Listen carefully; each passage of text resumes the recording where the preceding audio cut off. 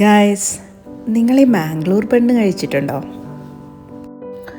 ഞാനിത് കഴിക്കുന്നതേ ഒരു 5-10 കൊല്ലങ്ങൾക്ക് മുമ്പ് ഒരു കൊലീഗിൻ്റെ കല്യാണത്തിന് വേണ്ടി താജ് ഹോട്ടലിൽ പോയപ്പോഴാണ്.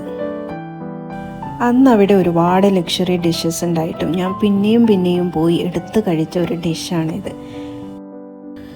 ഞാൻ ആദ്യം ഓർത്തു എൻ്റെ മാത്രം പേഴ്സണൽ ഫേവറേറ്റ് ആണ് ഇതെന്ന്. പിന്നെ നോക്കുമ്പോൾ എൻ്റെ കൊലീഗ്സ് ഓരോരുത്തരായി ഇത് അന്വേഷിച്ചിട്ട് വന്നിട്ട് ഇത് എന്താ, ഈ ഡിഷിൻ്റെ പേരെന്താന്നൊക്കെ ചോദിച്ച് പിന്നെയും എടുത്ത് കഴിക്കുന്നു.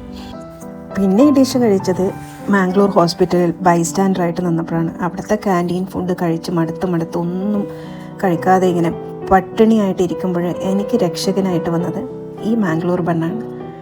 പക്ഷേ ഒബ്വിയസ്ലി നമുക്ക് 5 സ്റ്റാർ ഹോട്ടലിലെ മാംഗ്ലൂർ ബണ്ണുമായിട്ട് ഒരു ഹോസ്പിറ്റൽ ക്യാൻറ്റീനിലെ മാംഗ്ലൂർ ബണ്ണ് കമ്പയർ ചെയ്യാൻ പറ്റില്ല. എങ്കിലും വലിയ കുഴപ്പമില്ലായിരുന്നു. അങ്ങനെയാണ് ഞാൻ മാംഗ്ലൂരുകാരിയായ എൻ്റെ ഒരു ഫ്രണ്ടിനെ വിളിച്ച് ഇതിൻ്റെ റെസിപ്പി എടുത്ത് വീട്ടിലുണ്ടാക്കാൻ തുടങ്ങിയത്. അപ്പോൾ നിങ്ങൾ ആദ്യം കണ്ട ആ മാവ് കുഴച്ച് ഉരുട്ടിയെടുത്തത് എങ്ങനെയാണെന്ന് കണ്ടാലോ? അതിന് വേണ്ട ഇൻഗ്രീഡിയൻസ്: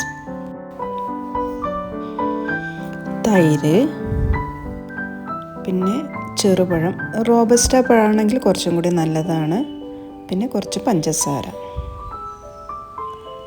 ഇതൊക്കെ ഒരു മിക്സിയിലിട്ട് അടിച്ച് ഇതുപോലെ പേസ്റ്റ് രൂപത്തിലാക്കുക.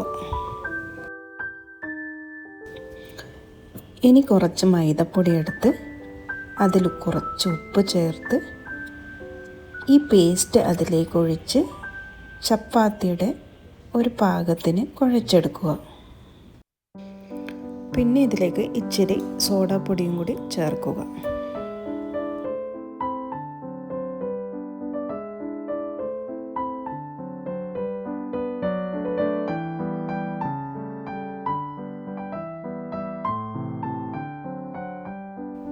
ഇങ്ങനെ ഉരുട്ടിയെടുത്ത ഈ മാവ് ഒരു ബോക്സിലിട്ട് 8 മണിക്കൂർ മുതൽ ഒരു 10 മണിക്കൂർ വരെ അടച്ച് വെക്കുക.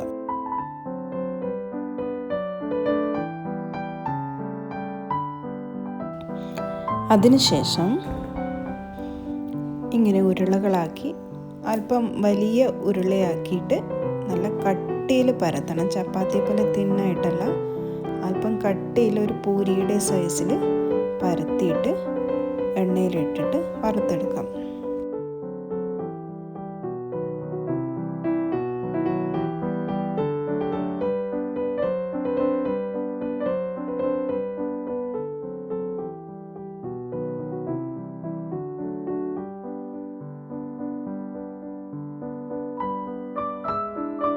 നമ്മൾ പത്തിരി ആക്കുന്നത് പോലെ ഈ തവി കൊണ്ട് ചെറുതായിട്ട് ഇങ്ങനെ മുകളിൽ പ്രസ് ചെയ്താൽ മാത്രമേ അത് പൊങ്ങി വരുള്ളൂ.